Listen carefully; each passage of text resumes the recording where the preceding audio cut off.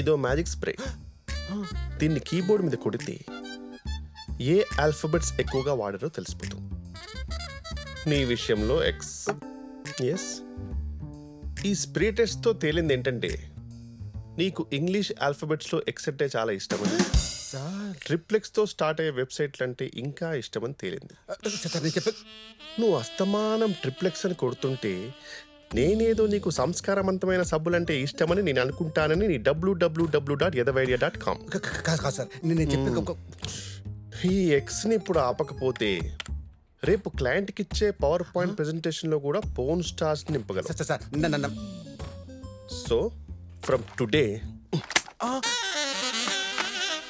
నువ్వు ఎక్స్ని వాడాలంటే నువ్వు నా క్యాబిన్కి వచ్చి నువ్వు వాడాలనుకున్న పదాన్ని రిజిస్టర్లో రాసి నేను సంతకం పెడితే అప్పుడు పట్టుకెళ్ళి.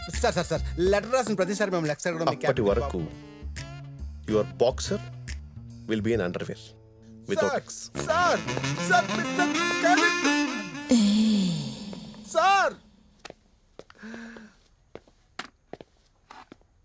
మరీ ఆఫీస్లో కూడా అంత కకృతి ఎందుకు?